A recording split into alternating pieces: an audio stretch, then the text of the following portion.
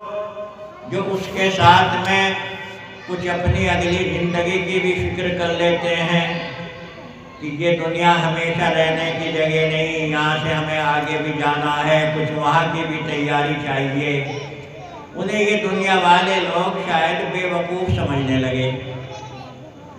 قرآن پاک کی آیت جو میں نے پڑھی ہے، یہ آیت صاف طور سے یہ کہہ رہی ہے کہ جو لوگ اللہ کو سمجھ رہے ہیں، زمین کو دیکھتے ہیں، آسمانوں کو دیکھتے ہیں اور اللہ کی ذات کو پہچانتے ہیں، اولئک اولو الالباب، یہ لوگ بڑے عقل مند ہیں۔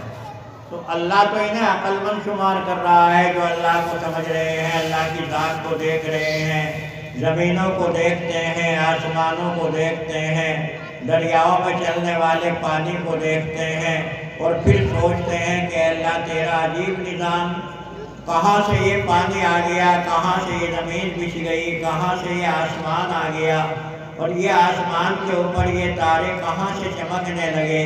وہ لوگ ان تمام چیزوں کو دیکھتے ہیں، بلکہ اس سے بھی زیادہ اونچی ترقیات کو دیکھتے ہیں، جیسا کہ آج کے زمانے میں دعوے کیے جا رہے ہیں۔ دیکھتے ہیں صاحب آج کے زمانے نے ترقی یہ کر لی کہ آسمان کے نیچے زمین کے اوپر ہزاروں من وزنی لوہا اڑ رہا ہے، یہ بڑی ترقی ہے۔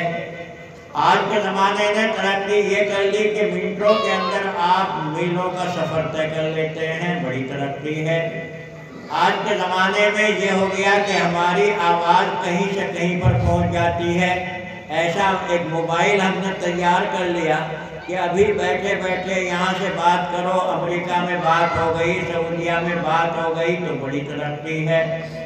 آج کے زمانے نے اسے ترقی شمار کیا ہے، اور تعجب کی بات تو یہ ہے کہ وہ جماعت، وہ قوم، وہ مذہب والے جن کے پاس قرآن پاک ہے، جن کے پاس حدیث پاک ہے، اور اس میں ان تمام چیزوں کو اس طریقے سے لایا جاتا ہے کہ بھائی ان تمام چیزوں کو دیکھو اور اللہ کو پہچانو۔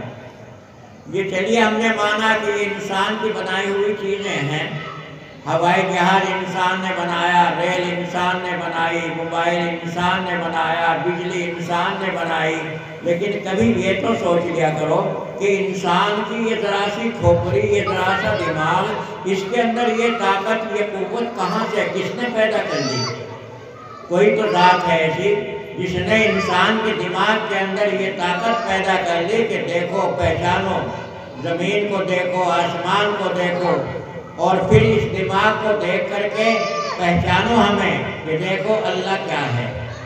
امام شافعی رحمۃ اللہ علیہ کا زمانہ ہے، مسئلہ یہی شروع ہوا کہ اللہ ایک ہے یا کئی ہیں۔ امام شافعی رحمۃ اللہ علیہ چلے جا رہے تھے، دیکھا ایک بوڑھا عورت چرخہ کاٹ رہی۔ امام شافعی رحمۃ اللہ علیہ نے معلوم کیا کہ بڑی بھی ذرا یہ بتاؤ کہ اللہ کئے ہیں؟ بوڑھا کہنے لگی اللہ ایک ہے۔ امام شافعی رحمۃ اللہ علیہ نے سوال کیا تیرے پاس کیا دلیل ہے، کیا ثبوت ہے؟ تو اپنی دلیل اور اپنے ثبوت تو لا۔ بوڑھا کہنے لگی میرے اس کا ثبوت یہ میرا چرخہ ہے کہ یہ کیسے، کہ دیکھو میں اکیلی اسے گھما رہی ہوں تو چرخہ ٹھیک چل رہا ہے، سود نکل رہا ہے، اور اگر ہم دو عورتیں اس کو چلانے کے لیے بیٹھ جائیں تو یہ چرخہ بھی ٹوٹ جائے گا اور سود بھی ختم ہو جائے گا۔ آخر جب یہ زمین ہے، آسمان ہے، اور اتنا بڑا یہ نظام چل رہا ہے، اگر یہ دو ہوں گے یا چند اور خدا ان کے ساتھ میں شامل ہوں گے، ایک تو کہے گا آج میں دن نکالوں گا، دوسرا کہے گا نہیں رات رہے گی، دونوں میں اختلاف پیدا ہوا اور زمین اور آسمان کا بیڑا غرق ہوا۔ تو اس بوڑھیا نے کتنی اچھی دلیل پیش کر دی، اور ہم ان تمام انسانوں کی بنائی ہوئی چیزوں کو دیکھیں اور پیدا کرنے والے کو نہ پہچانے، بڑا تعجب۔ انسان خود ہی اپنے اوپر فخر کرنے لگے۔ بہت سارے وہ واقعات ہمارے سامنے آتے ہیں جو تاریخوں میں ہیں، اور بعض وہ واقعات ہیں جو حدیثوں میں ہیں کہ یہ جانور جنہیں ہم بے وقوف کہتے ہیں، یہ بھیڑیے، یہ شیر، بعض مرتبہ انہوں نے بڑی اچھی تقریریں انسانوں کے سامنے کی ہے۔ حدیث میں ہم نے ایک واقعہ پڑھا، جب نبی کریم صلی اللہ علیہ وسلم مدینے میں تشریف لے گئے تو مدینے تو یہودی کا ایک لڑکا اپنی بکریاں چلا رہا تھا، بکریوں میں بھیڑیا آ گیا۔ اب جب بکریوں میں بھیڑیا آ گیا تو چرواہے کو بڑی فکر ہوئی۔ بھیڑیا آ کر کے کہنے لگا ارے یہ کیا، یہاں بکریاں چلا رہا ہے اور وہاں مدینے کے اندر بیٹھا ہوا ایک آدمی کتنی اچھی باتیں کر رہا ہے، وہ اللہ کی باتیں کر رہا ہے اور تو یہاں بیٹھا ہے۔ یہ بھیڑیا بول رہا۔ بکری چلانے والا کہنے لگا ارے تو بڑے تعجب کی بات، بھیڑیا بھی بات کرتا ہے کہیں؟ تو بھیڑیے نے کہا تو اس کے اوپر تو تعجب کرنے لگا اور تو نے اس کے اوپر تعجب نہیں کیا کہ وہ انسان جو کہ ساری دنیا کو راستہ بتا رہا ہے مدینے میں بیٹھا ہوا اور تو اس سے محروم ہے، یہ کتنے بڑے تعجب کی بات۔ اب وہ چرواہا کہنے لگا کہ اچھا میں اگر وہاں جاؤں تو کیا کروں گا کہ تو جاؤ، جا کر کے ان سے نصیحت لے کر کے آ۔ چرواہا کہنے لگا میں اگر چلا گیا تو میری بکریوں کا پہرا کون دے گا؟ بھیڑیے نے کہا تو جا اور تیری بکریوں کا پہرے دار میں ہوں۔ یہ تاریخوں میں حدیثوں میں بیان کیا گیا ہے قصہ۔ سوچئے کہ ایک بھیڑیا اس طریقے سے نصیحت کر رہا ہے، اس کا کام یہ ہے کہ وہ بکریوں کو پھاڑ کر کے کھاتا ہے، لیکن بکریوں کے چرواہے کو وہ بھیج رہا ہے جا اللہ کے نبی کے پاس اور وہاں سے نصیحت لے کر کے آ، اور رات تیری بکریوں کا مسئلہ تو پہلا میں دے دوں گا۔ تو آج اگر تم تعجب کرتے ہو اس موبائل کے بولنے کے اوپر تو کبھی اس حدیث کو بھی سن لیا کرو کہ یہ بھیڑیا آخر بکریوں کا پہرا کیسے دے رہا ہے۔ یہ بھیڑیا ہے، اس کا کام پہرا دینا نہیں، لیکن آج وہ بکریوں کی حفاظت کر رہا ہے۔ اور جتنی دیر یہ چرواہا پھر گیا، جا کر کے حضور سے اس نے سارا قصہ سنایا اور پھر یہ وہاں سے لوٹ کر کے آیا، بھیڑیا برابر بکریوں کی حفاظت کرتا رہا۔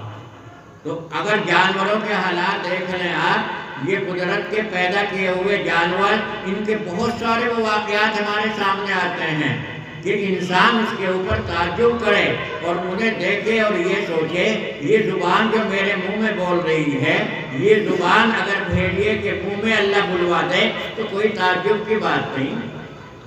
یہ زبان جو آج ہم اپنی یہاں بیٹھ کر کے باتیں کر رہے ہیں، یہی زبان اگر اللہ لوہے کو دے دے تو وہ بھی بولنا شروع کر دے۔ یہ تو سب قدرت کا نظام ہے۔ ان تمام چیزوں کو دیکھو اور پھر قدرت کو پہچانو۔ حدیث کے اندر ایک واقعہ نقل کیا گیا کہ جب نبی کریم صلی اللہ علیہ وسلم خیبر میں تشریف لے گئے ہیں، خیبر یہ علاقہ یہودیوں کا تھا، یہاں پر جہاد ہوا ہے، اس میں اللہ کے نبی صلی اللہ علیہ وسلم کی تشریف لے گئے تھے، تو وہاں ایک گدھا آیا اور گدھے نے نبی کریم صلی اللہ علیہ وسلم سے بات چیت شروع کی۔ کہنے لگا اے اللہ کے نبی آپ آخری نبی ہیں، میں اس کے اوپر گواہی دیتا ہوں اور دیکھو میں اس نسل سے ہوں کہ جنہوں نے آنے والے نبیوں کی ہمیشہ خدمت کی ہے، اور میں بھی اسی نسل کا ہوں، اور میں اب آخری گدھا ہوں اور تم آخری نبی ہو، میں آخر میں آپ ہی کی خدمت کروں گا۔ یہ گدھا بول رہا ہے، باتیں کر رہا ہے۔ تعجب کرتے ہو آج انسان کے دماغ کے اوپر کہ صاحب یہ کیا کیا چیزیں بولنے لگی، کیا ہونے لگا۔ کبھی آپ کے سامنے شاید یہ حدیث نہ آئی ہو کہ گدھا کس طریقے سے بول رہا ہے، اور یہ چونکہ معتبر مورخین نے بیان کیا ہے، ہم انہیں جھٹلا نہیں سکتے۔ انہوں نے یہ بھی لکھا ہے کہ بعد میں یہ گدھا کہنے لگا اے اللہ کے نبی مجھے اپنے ساتھ لے چلو، میں آپ کی خدمت کروں گا۔ چنانچہ آپ اس گدھے کو اب مدینہ منورہ میں لے آئے، اور مورخین نے لکھا ہے کہ یہ گدھا برابر آپ کی خدمت کرتا تھا۔ اگر آپ کو کسی کو بلانا ہوتا تو اس گدھے کو کہتے فلاں جگہ جاؤ اور وہاں سے بلا کر کے لاؤ، یہ جاتا اور جا کر کے اپنے منہ سے اس کا دروازہ کھٹکھٹاتا، وہ سمجھ جاتا کہ مجھے اللہ کے نبی نے بلایا ہے، اور وہ پھر وہاں پر حاضر ہو جاتا۔ جب تک آپ زندہ رہے یہ گدھا اس خدمت میں لگا رہا، اور جس وقت آپ دنیا سے تشریف لے گئے تو یہ گدھا بھی مدینے کے ایک کنویں میں چھلانگ لگا دیا اور وہیں پر ختم ہو گیا۔ تو بھئی اس قسم کے واقعات بہت زیادہ ملتے ہیں کہ جانوروں نے ایسے ایسے کام کیے ہیں، پرندوں نے ایسے ایسے کام کیے ہیں، بھیڑیوں نے ایسے ایسے کام کیے ہیں، جس وقت کے صحابہ کرام کی جماعت افریقہ میں پہنچی ہے تو افریقہ کے جنگلات آج بھی مشہور ہیں۔ افریقہ کے جنگلات میں اگر کوئی انسان ڈل گیا تو اس کا وہاں سے نکلنا بڑا مشکل ہوتا ہے، کوئی آسان نہیں ہوتا۔ یہ ایمان والوں کی جماعت جب افریقہ کے جنگلات میں پہنچی اور انہوں نے وہاں اسلامی تبلیغ شروع کی تو ان جنگلات کے اندر یہ ڈل گئے، راستہ بھول گئے، کچھ پتہ ہی نہ چلا کدھر نکلے۔ یہ کئی سو ہزاروں میل کا یہ جنگل ہے، آج بھی موجود ہے وہ، اس میں اگر کوئی ڈل گیا تو اسے راستہ کہیں نہیں ملے گا، کدھر کو جاؤں کدھر کو نکلوں۔ جب یہ صحابہ کی جماعت افریقہ کے جنگلات میں گر گئی اور راستہ بھول گئے تو انہوں نے اب کھڑے ہو کر کے اعلان کیا۔ اعلان یہ کیا کہ ارے جنگل میں رہنے والے شیروں، جنگل میں رہنے والے بھیڑیوں، جنگلوں میں رہنے والی لومڑیوں، غلامان رسول، رسول کے کچھ خادم، کچھ غلام تمہارے جنگل میں آئے اور وہ راستہ بھول گئے ہیں، کوئی ہمیں ایسا ہے جو راستہ بتلا دے؟ بتاؤ یہ کن سے باتیں ہو رہی ہیں، کن سے تقریریں ہو رہی ہیں؟ شیروں سے، بھیڑیوں سے جو جنگلات میں رہتے ہیں۔ یہ لکھا ہے تاریخوں میں کہ شیر نکلا، دم ہلاتا ہوا آیا اور آگے آگے چل دیا، پیچھے پیچھے یہ صحابہ کی جماعت چل رہی ہے، آخر انہیں صحیح راستے کے اوپر لگا کر کے وہ شیر اپنی دم ہلاتا ہوا واپس چلا گیا۔ تو ذرا دیکھو کیسے کیسے زمانے آئے ہیں کہ شیروں نے کس طریقے سے خدمت کی ہے۔ ایمان لانے والوں کی خدمتیں تو اپنی جگہ پر ہیں، لیکن یہ بھی دیکھو کہ آخر یہ شیر اس لیے نہیں پیدا ہوئے کہ یہ انسانوں کی خدمت کریں، یہ تو قدرت کبھی کبھی ظاہر کرتی ہے۔ ہم اگر چاہیں تو تم ایک طرف ہو جاؤ، جتنے انسان ہیں تم جاؤ، تم اپنے کام کرو، ہم خدمت لے لیں گے شیروں سے، ہم خدمت لے لیں گے بھیڑیوں سے، ہم خدمت لے لیں گے چیونٹیوں سے، ہم خدمت لے لیں گے ہدہد سے۔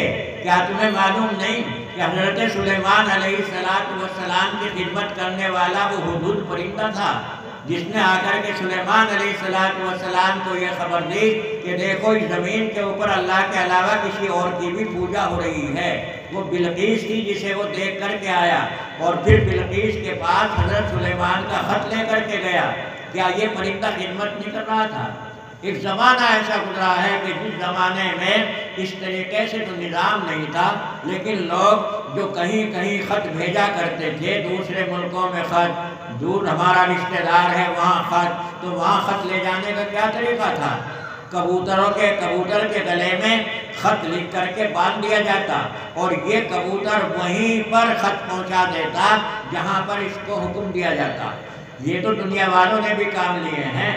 آج تعجب ہوتا ہے انسان کے اوپر کہ تمہارے اندر جو اللہ نے عقل پیدا کی ہے، کیا یہ اس لیے پیدا کی ہے کہ تم ان چیزوں سے اپنے فائدے کے کام لو اور کام بنا کر کے پھر اس سے اور اس اللہ کی ذات کو بھی نہ پہچانو جس نے تمہارے دماغ کے اندر یہ طاقت پیدا کر دی ہے؟ انسان کے اندر جو عقل پیدا کی گئی ہے یہ تمہارے لیے سب سے بڑا تحفہ ہے۔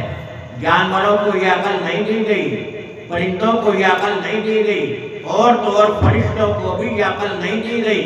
فرشتے ہیں وہ اس کام کو تو کریں گے جس کام کا انہیں حکم مل چکا ہے، لیکن اگر انہیں بتایا جائے دوسرا کام کرو تو دوسرا کام ان کے بس کا کرنا نہیں ہے۔ جس وقت کے بدر کی پہلی لڑائی ہوئی ہے اور یہ اس وقت میں ہوئی ہے جبکہ مسلمان بہت کمزور تھا، کوئی طاقت بھی اس کے پاس نہیں تھی۔ جو لوگ بدر میں لڑنے کے لیے گئے وہ اس حال میں تھے کہ کسی کے ہاتھوں میں ڈنڈا اور کسی کے ہاتھ میں لاٹھی، تلوار تک ان کے پاس نہیں تھی، گھوڑے ان کے پاس نہیں تھے۔ اس حال میں یہ ان لوگوں سے لڑنے کے لیے نکلے ہیں جو اپنے زمانے کے بہادر سمجھے جایا کرتے تھے، جن کے پاس ہر قسم کا ہتھیار تھا۔ لیکن یہ جماعت نکلی تو اس وقت اللہ کی طرف سے فرشتوں کو حکم ملا جاؤ اس جماعت کی مدد کرو۔ اب یہ مدد کرنے کے لیے تو آ گئے، لیکن انہیں یہ معلوم نہیں تھا کہ ہم مدد کریں تو کیسے کریں، کیونکہ فرشتے تو جانتے ہی نہیں کیا مدد کریں۔ وہ یہ بھی نہیں جانتے تھے کہ دشمن کو اگر ہم قتل کریں تو کیا کریں، کیسے کریں۔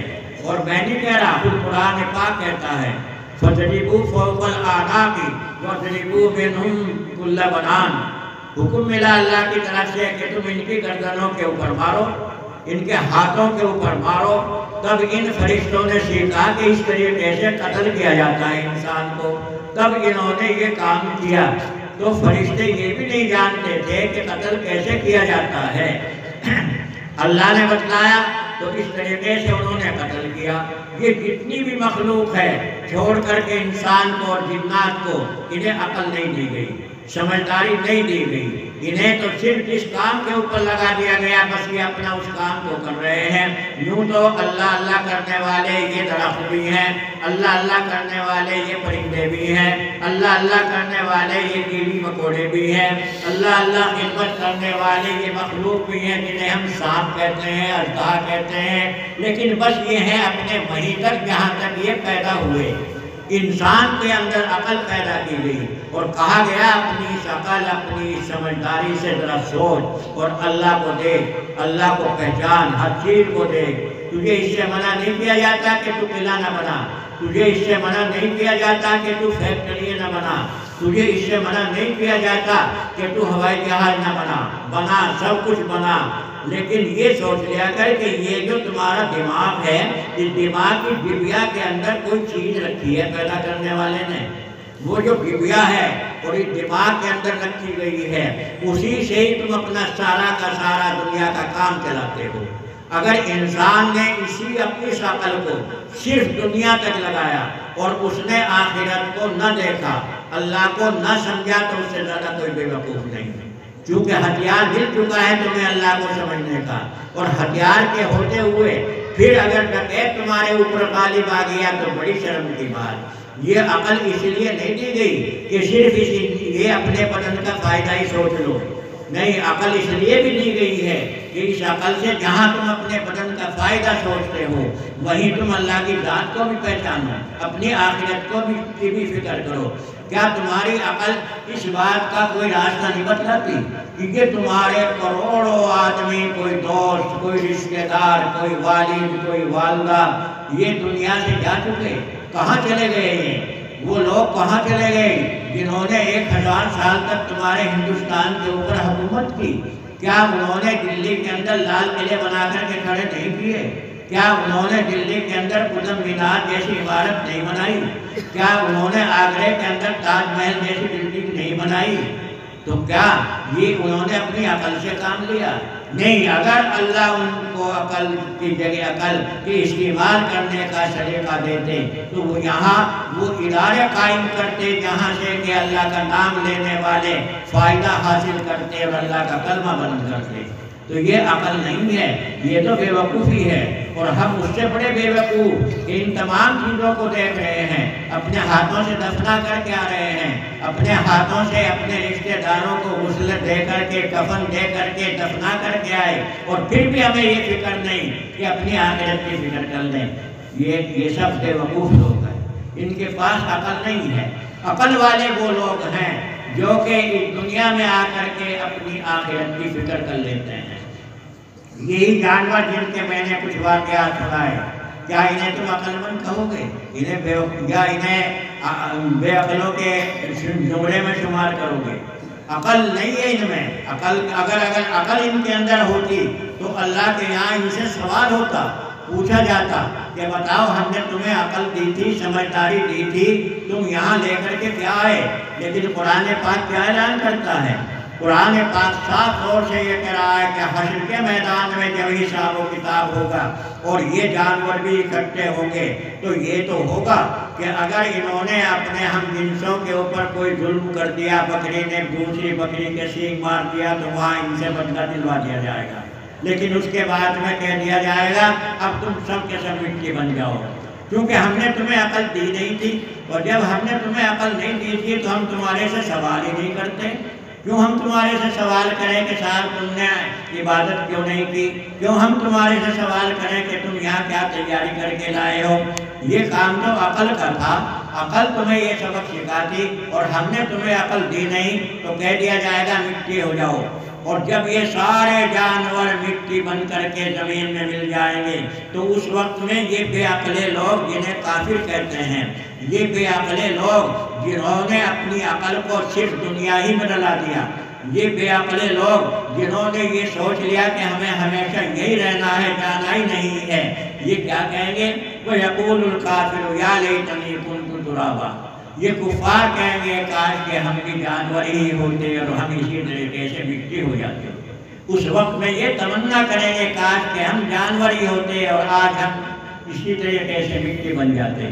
تو بھائی سوچو، اللہ نے آپ کو بہت نعمتیں دی ہیں، اللہ نے آپ کو بہت انعامات سے نوازا ہے، لیکن ان انعامات کا یہ بدلہ نہیں کہ ہم اس کی ذات کو بھول جائیں، ان انعامات کا یہ بدلہ نہیں ہے کہ ہم اس کے رحم و کرم کو بھول جائیں۔ نہیں، اللہ کی طرف آؤ، اللہ کی طرف کو جھکو، زیادہ سے زیادہ عبادت کرو۔ اب یہ رمضان کا مہینہ آ رہا ہے، اس سے پہلے یہ شعبان کا مہینہ آیا، شب رات ہم نے گزار دی کس طریقے سے؟ اپنا کہیں حلوہ کھا لیا، کہیں پراٹھا کھا لیا، اس طریقے سے ہم نے وہ رات گزار دی جس رات میں اللہ کے نبی نے بتایا زیادہ سے زیادہ عبادت کر لو، اللہ اللہ کر لو۔ دیکھو، نہیں کہہ سکتے کہ یہ رات تمہاری آخری رات ہو، کیونکہ اس رات کے اندر سب کا فیصلہ ہو جائے گا، کون مرے گا، سال بھر میں کون پیدا ہوگا۔ تو ایسے وقت، ایسی رات میں جب کہ ہمارا فیصلہ جن کے یہاں لکھا جا رہا ہے، اور اس وقت میں بھی ہم دعا نہ مانگ لیں، اے اللہ تو ہمیں بری کر دے، اے اللہ تو ہمیں بری کر دے، تو بڑی غفلت کی، کیا یہ عقل کی بات ہے؟ یہ بے وقوفوں کی بات ہے۔ اب رمضان کا مہینہ آئے گا، 11 مہینے آپ نے کما لیے، اور جب رمضان کا مہینہ آئے گا پھر بھی دنیا جمع کرنے میں لگ گئے۔ کبھی ایسا نہیں سوچیں گے ارے بھائی سے 1 مہینے کے اندر تو روزہ رکھ لو، چلو دوپہر تک روزہ رکھ لو، شام کو کام کی چھٹی کر دو۔ کبھی ہم ایسا نہیں سوچنے کے۔ کیوں نہیں سوچ رہے؟ اس لیے کہ ہم نے کبھی سوچا ہی نہیں کہ اس دنیا کو چھوڑ کر کے جانا ہے، اصل ہمارا مقام ہو ہے۔ تو بھائی یہ دنیا کے لوگ جو دنیا کے پیدا کرنے کے اوپر فخر کرتے ہیں، جو دنیاوی ترقیات کے اوپر فخر کرتے ہیں، اور وہ اس سے اللہ کو نہیں سمجھتے، انہیں تو کہو یہ تو ہیں بے وقوف لوگ۔ اور جو لوگ وہ ہیں جو اپنی آخرت کی فکر میں لگے ہوئے ہیں، وہ ہیں دنیا کے عقل مند لوگ۔ میں نہیں کہہ رہا، قرآن پاک کہہ رہا ہے، اللہ کہہ رہا ہے کہ وہ لوگ عقل مند ہیں جو کہ ہماری ذات کو دیکھتے ہیں اور ہماری ذات کو پہچان لیتے ہیں۔